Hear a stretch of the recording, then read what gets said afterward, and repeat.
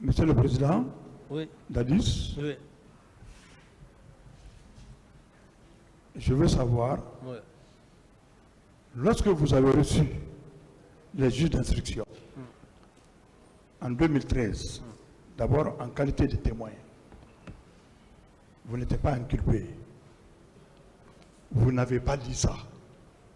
En tout cas, nous avons tous vos PV. Vous n'avez jamais parlé du complot du trio, ni en 2013, ni en 2015. Mais non, j'en viens. Non, je vais vous rassurer. J'ai J'ai dit, pourquoi le vous PV n'avez pas ici. J'ai le Le juge PV. d'instruction. J'ai mon PV. Je vais vous montrer la partie. Oui, là où où ça veut lorsque dire que- les juges d'instruction sont venus, Oui, c'est écrit noir sur blanc. que c'est un complot de trio. J'ai parlé d'un complot savamment orchestré. Mais vous n'avez pas dit le trio. Non, quand je dis trio, mais Oui. ça c'est les détails. Mais, Maître, mais Pas ça- de discussion. c'est les détails que je suis en train je de veux mettre. seulement retenir C'est que... bon. Pas de discussion, maître. Oui. Merci. Je veux retenir seulement que vous n'avez pas dit. Je passe. Monsieur le Président, dès après les événements du 28 septembre, mes Suivez confrères la ont posé question. la question ici. Suivez la question, M. Camara. Oui, je me suis bête. Vous avez accordé des interviews. Oui, maître. Une interview a été accordée à RFI. Oui, maître. C'était le lendemain. Vous avez clairement dit Oui. que les sympathisants du CNDD Oui. ont réagi face à la provocation des leaders. Et il y a eu accrochage. C'était une manière de justifier ce qui s'est passé au stade par un accrochage. Est-ce que vous maintenez? Parce que moi j'ai la vidéo ici sur YouTube. Vous avez parlé d'accrochage entre les sympathisants du CNDD et les manifestants. Dans quel contexte cela a été dit? Parce que... Reprenez la question, maître. Vous avez accordé une interview à RFI dans laquelle vous avez dit, pour justifier ce qui s'est passé au stade, vous avez dit que les sympathisants du CNDD, il y a eu accrochage entre les sympathisants du CNDD et les manifestants. Est-ce que vous avez L'audio dit cela, existe M. ici, Camara? je peux la mettre sur clé, distribuer à tout le monde. Est-ce que vous avez dit cela? Que les sympathisants du CNDD ont fait accrochage. Avec les manifestants. Oui, mais dans quel... je ne sais pas, parce que si vous parlez comme ça, vous pouvez lire intégralement ce qui a été dit. C'est important. Pour ne pas trop perturber, sinon je peux prendre mon téléphone, je mets l'audio et tout le monde va entendre. Bon, même si... Si vous niez, Non, attends. Écoutez-moi, s'il vous plaît. Même si cela a été dit, c'est comme je le disais tantôt hier, quand il y a eu les événements, je n'étais pas vraiment... J'étais choqué. Et du côté des leaders et du côté des militaires.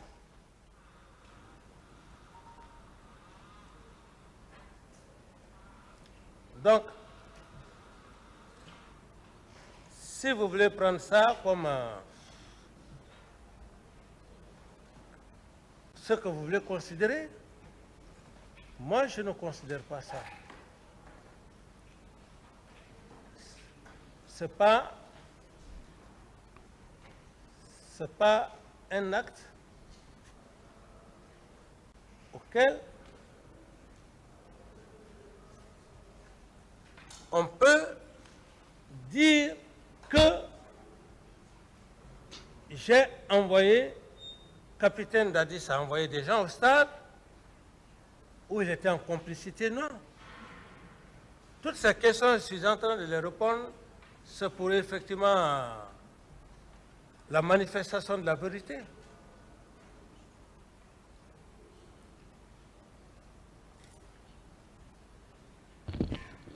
D'accord. Je pose une question. La réponse est pour le tribunal. Moi, je suis satisfait. Je passe.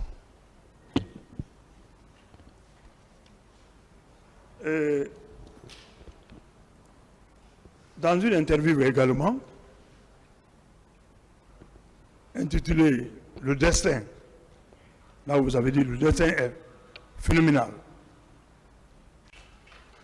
Votre réaction dès après le 28 septembre, c'est comme si vous venez de remporter un combat de titans. Selon vous, maître, selon vous. Quelle est la question, maître? Ma question, est-ce qu'il a regretté les événements du 28 septembre?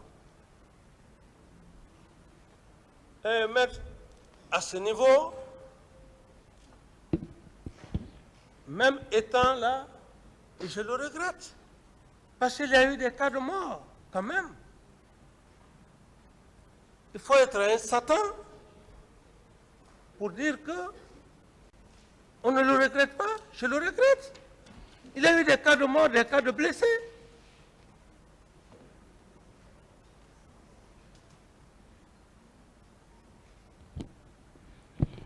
D'accord.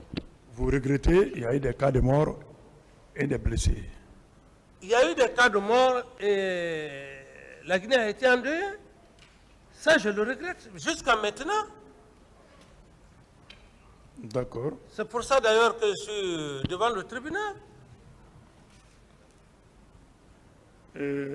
Monsieur le Président, Oui. vous, en tant que président de la République, à votre arrivée au pouvoir, vous aviez prononcé un discours encourageant. Dès après, les choses ont changé.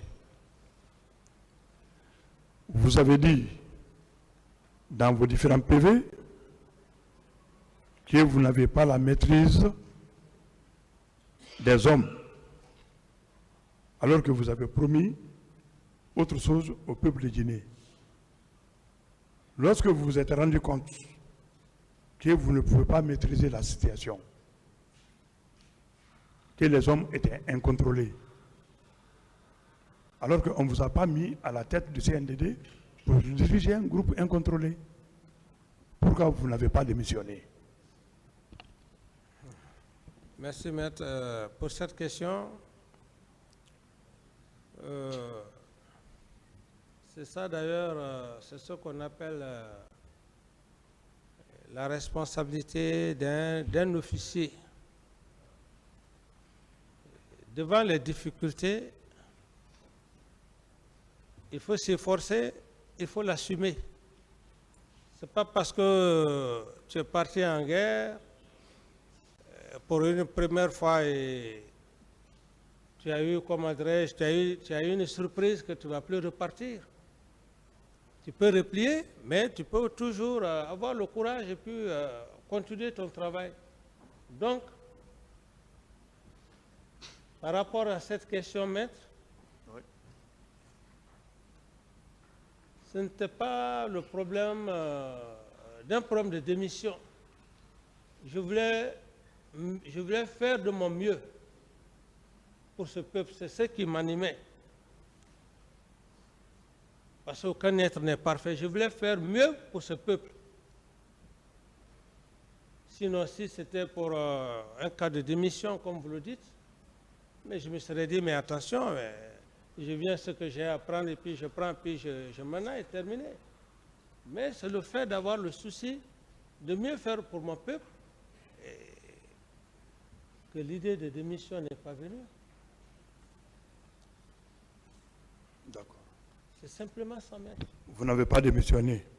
C'est ça le résumé. Et vous avez dit ici, dans cette salle, que le fait que le général Sekouba Konaté s'est rendu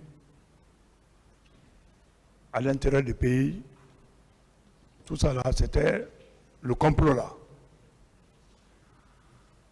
Est-ce que vous pouvez dire que vous n'avez pas été informé?